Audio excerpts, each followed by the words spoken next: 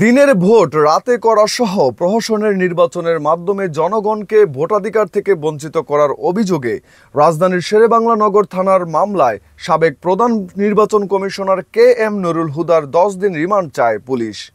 ঢাকার chief metropolitan ম্যাজিস্ট্রেটের আদালতের কাছে এই আবেদন করেছেন মামলার তদন্তকারী কর্মকর্তা শেরেবাংলা নগর থানার উপপরিদর্শক মোহাম্মদ শামসুজ্জোহা সরকার।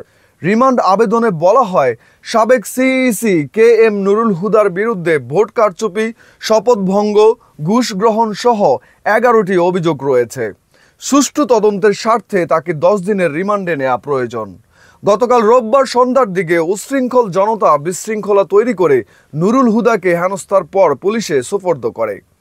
গতকাল রাজধানীর উত্তরার বাসায় ঢুকে একদল লোক তাকে বের করে আনেন, জুতার মালা পরিয়ে দেন। ঘটনাটি সামাজিক যোগাযোগ মাধ্যমে ছড়িয়ে পড়ে। নুরুল হুদা প্রধান নির্বাচন কমিশনার থাকাকালে 2018 সালের ডিসেম্বরে একাদশ জাতীয় সংসদ নির্বাচন অনুষ্ঠিত হয়। সেই ভোটে আগের রাতে ব্যালট বাক্স ভরে রাখার অভিযোগ রয়েছে, যা পরে রাতের ভোট নামে পরিচিতি পায়।